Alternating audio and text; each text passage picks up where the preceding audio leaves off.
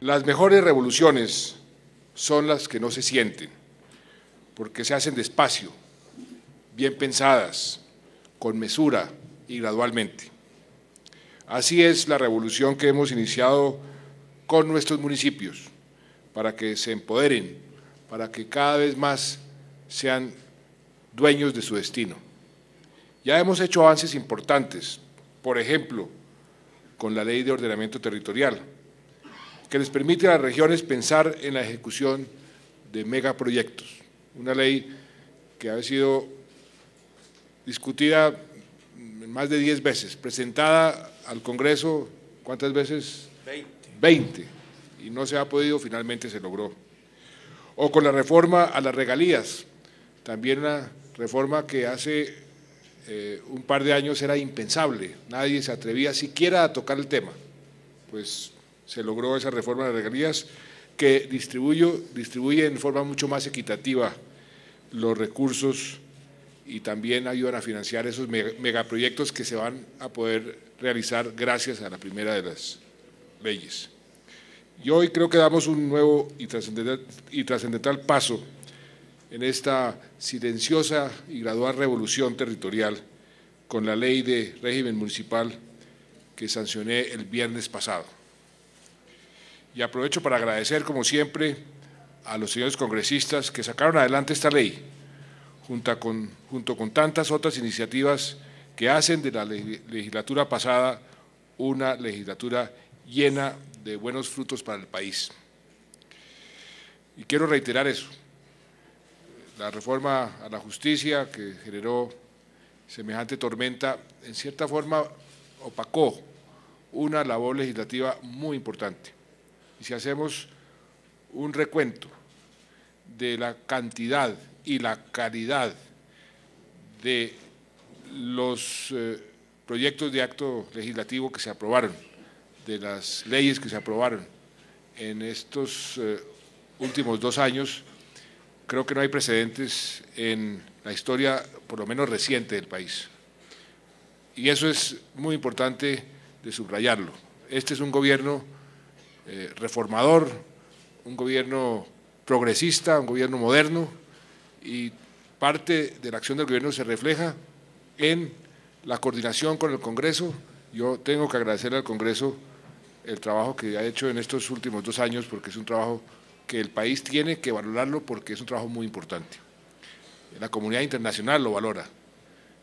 Reformas muy importantes en todo sentido, pero por ejemplo la reforma constitucional que introdujo el concepto de sostenibilidad fiscal para ser tenido en cuenta en todas las decisiones, no del gobierno, del Estado, fue exaltada como un ejemplo en la reunión donde estuve con los 20 líderes más importantes del mundo, diciendo ese es un ejemplo para el resto del mundo, gracias a esa labor. O sea que quería resaltar ese punto. La discusión de esta iniciativa se dio de cara a la ciudadanía, más de 18 foros regionales en los que se recogieron sugerencias y propuestas de más de 10.000 asistentes. Asistieron alcaldes, concejales, ediles, comunales, líderes cívicos, personas, ciudadanos del común, todo el mundo pudo aportar su granito de arena. Creo que después de tanta deliberación hemos logrado una buena ley, una ley que contiene instrumentos para fortalecer el gobierno local, desde las juntas de acción comunal hasta las alcaldías, y que incluye algunos beneficios básicos para ediles y para concejales, avanzando así en unos mínimos de calidad de vida para tantos dirigentes que muchas veces sabemos que trabajan con las uñas. ¿Cómo fortalecemos el gobierno local? Por un lado, se establece una estructura básica y unas competencias mínimas para que los municipios pequeños operen con lo que realmente requieren, sin que estén obligados a sostener una carga burocrática inútil por cuenta de leyes o disposiciones anacrónicas y dispersas. Por ejemplo, hay municipios que no necesitan de un tesorero y de un pagador por separado, o una oficina de contratos y una oficina jurídica, sino que esas funciones las puede cumplir un mismo funcionario en una sola oficina. Ahí estamos ahorrando recursos de toda la gente, de los contribuyentes, y además estamos ahorrando esfuerzos administrativos que bien nos hacen falta. De otra parte, la ley permite asignar funciones adicionales y funciones especiales a municipios más grandes que estén en capacidad de asumirlas. La Nación va a ceder algunas competencias a los municipios, siempre y cuando los municipios se puedan responsabilizar de estas competencias. Para esto podrán hacer uso de una herramienta práctica y novedosa que creamos en la otra ley, en la Ley de Ordenamiento Territorial, que son un concepto bien interesante, los contratos plan. Ustedes ya los deben conocer bastante, que los municipios pueden suscribir con la Nación. Esta figura de los contratos plan les va a permitir a ustedes, los alcaldes, encargarse de temas como el catastro, de temas como la generación de empleo, inclusive la construcción de vías, temas que tradicionalmente han estado en cabeza de la Nación. Por ejemplo, un municipio puede proponerle al gobierno un proyecto concreto, cualquiera que sea bien estructurado técnicamente y unas metas estimadas, con el objetivo de generar empleo. Si la propuesta es viable, si tiene todos los elementos técnicos apropiados, la Nación firma un contrato plan, un contrato, con ese municipio o con un grupo de municipios, incluso dándoles los recursos para que ellos los ejecuten y operen el proyecto que han propuesto.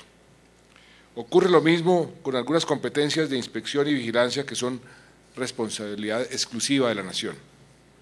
Por ejemplo, a través de un contrato plan, los municipios pueden asumir la tarea de control sobre las empresas de servicios públicos. Así los municipios contratarían inspectores para hacer los debidos seguimientos en vez de esperar que la Superintendencia de Servicios Públicos a nivel nacional envíe un funcionario desde Bogotá.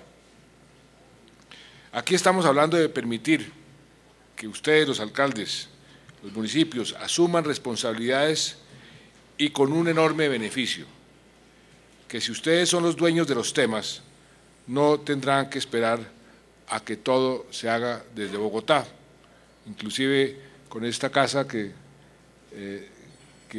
creamos y que está funcionando para facilitarle la vida a los alcaldes. De todas formas, en la medida en que no tengan que venir a esta casa, mucho mejor, si lo pueden hacer de su propio municipio, ustedes entienden eso perfectamente. Otro ejemplo, el esquema de los contratos plan también va a aplicar para que los municipios más grandes actualicen ellos mismos, y eso es importante, sus catastros. De esta manera van a agilizar las decisiones sobre el uso de la tierra y se van a ejecutar sin tantas demoras los proyectos de vivienda, los proyectos industriales, los proyectos comerciales. Hoy, los únicos autorizados para actualizar el registro catastral son Antioquia y las ciudades de Cali, Medellín y Bogotá. De resto, el Instituto Agustín Codazzi debe hacer esa tarea en todos los rincones del país. Ahora, usando la herramienta del contrato plan, un municipio puede proponerle al gobierno que le ceda la competencia del catastro en su territorio. Si el municipio demuestra la capacidad para asumir esa competencia, ya no tendrá que hacer fila en el Agustín Codazzi y tampoco tendrá que esperar a que le asignen un grupo de funcionarios de tiempo completo para cumplir esa misión. Además, las alcaldías, en vez de pagarle al Agustín Codazzi, ejecutarán ellas mismas sus recursos, eso sí, siguiendo unos parámetros y unas exigencias que este instituto debe de aceptar para mantener unos estándares unificados. Es bien importante tener eso en cuenta, no podemos comenzar a tener estándares particulares para cada municipio. Hay otras medidas en esta ley que tienen el importante propósito de salvaguardar los recursos de los municipios. Resulta que en varias ocasiones, cuando se instauran acciones judiciales contra los municipios, los jueces ordenan medidas cautelares de embargo que terminan afectando recursos vitales para la población. Estoy seguro que muchos de ustedes sufren ese problema. les congelan los recursos destinados ni más ni menos que a la salud, a la educación o al agua potable. Una medida cautelar contra un municipio o contra un departamento, perdónenme la palabra, pero es absurda, porque la alcaldía no se va a escapar y la gobernación no se va a volar, ¿no? Los particulares se vuelan, pero la alcaldía va a estar ahí siempre y la gobernación va a estar ahí siempre. Entonces esas medidas cautelares realmente no tienen ningún sentido. Y pensando en eso, esta ley prohíbe que se ordenen medidas cautelares de embargo contra los recursos de los municipios o contra los recursos, gobernador, de los departamentos también. Entonces es muy importante. Siempre y en cualquier caso debe agotarse, por supuesto, el trámite de la conciliación, que es la mejor forma de poder solucionar ese tipo de problemas. Adicional a esto, hemos dispuesto que el Gobierno Nacional, a través de la agencia recién creada de la Defensa Judicial del Estado, asesore en estos pleitos a los municipios más pequeños y de menos recursos, que al fin y al cabo son los más débiles y los más vulnerables, que generalmente no tienen la capacidad de defenderse ante las demandas que les llegan. Entonces, ahí va a estar la agencia listo a defenderlos a ustedes. Creo que es un aporte importantísimo que les va a ahorrar también muchos recursos a los municipios. Y hemos cumplido también con una vieja petición de los alcaldes que hoy se hace realidad con esta ley.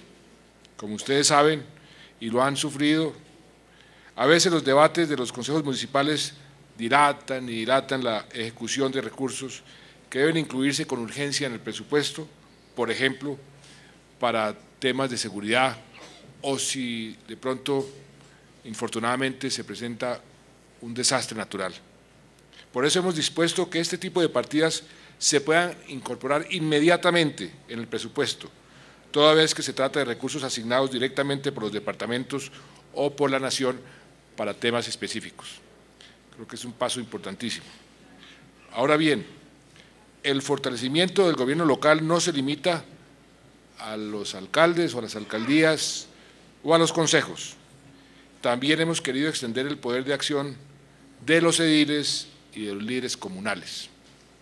A partir de esta ley, por ejemplo, las juntas administradoras locales, las llamadas JAL, podrán emitir conceptos a la hora de establecer rutas de transporte y esos conceptos tendrán que ser atendidos por el alcalde y por los concejales.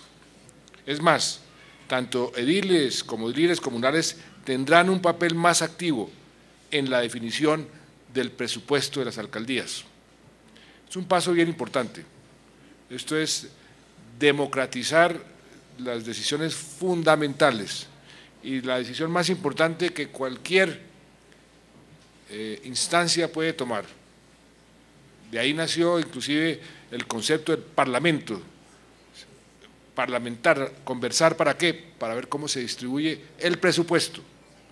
En la medida en que eso se pueda enriquecer con la mayor participación y sugerencias de la gente, más democracia va a haber. Es un paso importantísimo. Si se hace a nivel local, mayor aún. Hasta ahora ha sido apenas opcional que los consejos municipales hagan un presupuesto basado en las opiniones de los ciudadanos. Ahora estarán obligados a escuchar a la ciudadanía. Hay siempre que escuchar a la ciudadanía sobre los recursos que se quieren invertir y en qué.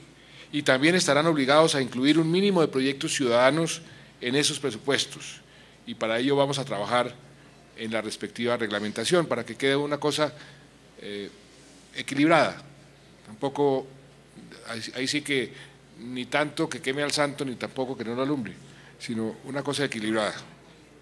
Lo que hemos querido es permitir que las JAL pasen del control político y la veeduría a ser voces propositivas frente a los consejos. Incluso la ley permite que los ediles elaboren planes de inversión para sus respectivas comunas o corregimientos. Además, las juntas de acción comunal volverán a celebrar convenios con municipios y departamentos para la ejecución de obras pequeñas. Es decir, los mismos habitantes de un barrio o de una localidad, con recursos de la alcaldía, podrán hacer, por ejemplo, parques o salones comunales y hasta ciertas obras de reparcheo o arreglos de algunas fachadas. Esas obras las pueden hacer los mismos habitantes. Esto significa que, por ejemplo, los habitantes de un barrio que sean albañiles o que tengan experiencia en el sector de la construcción podrán trabajar para mejorar su propio entorno oficialmente.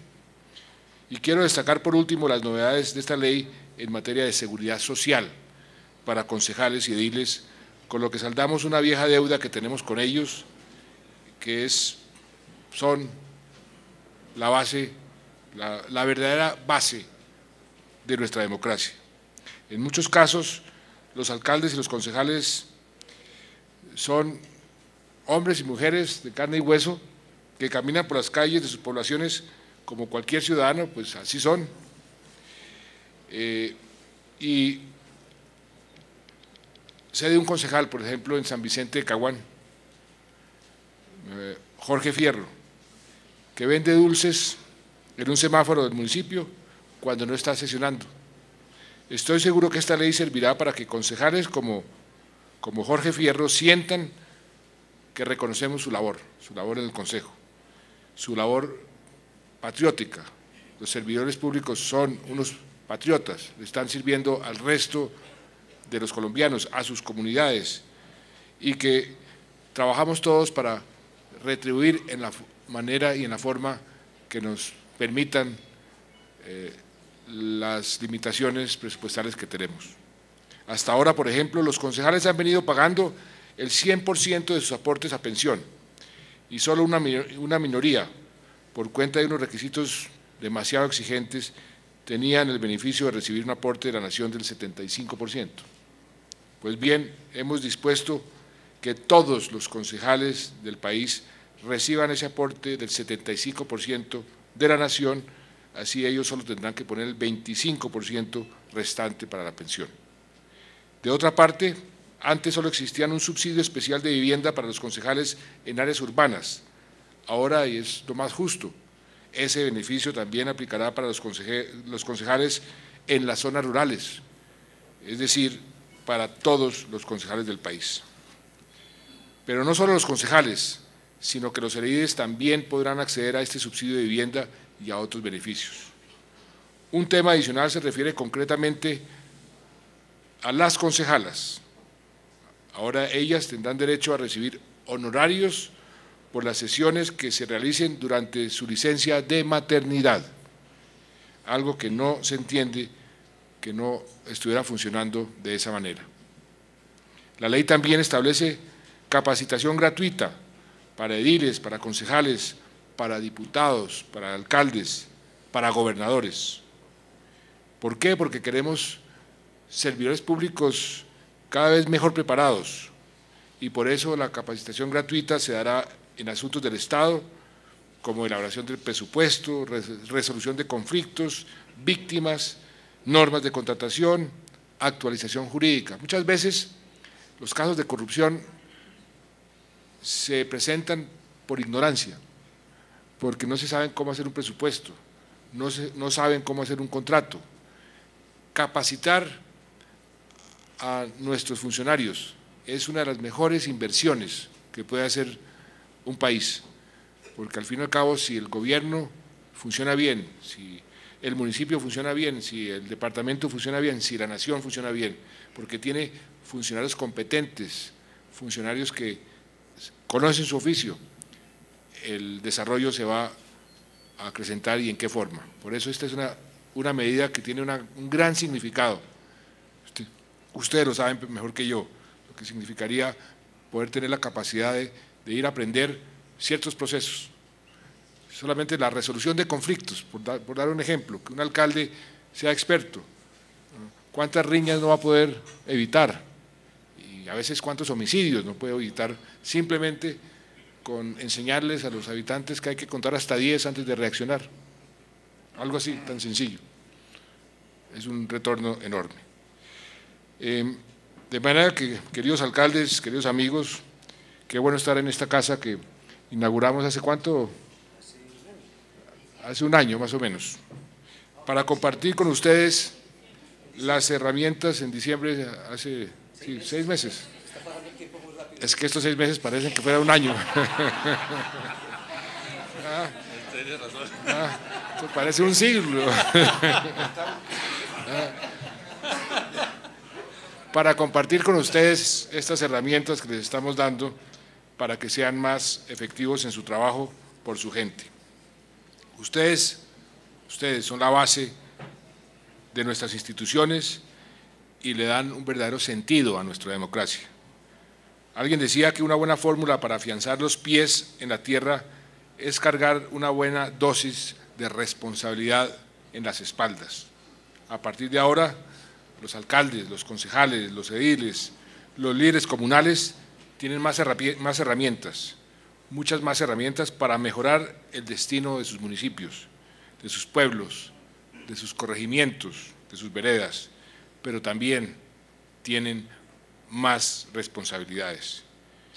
Pero yo confío en ustedes y confío en el poder municipal y estoy seguro de que sabrán ser responsables y de que con esta nueva ley sabrán guiar mejor a su gente, a sus vecinos, todos unidos hacia el camino de la prosperidad. Muchas gracias.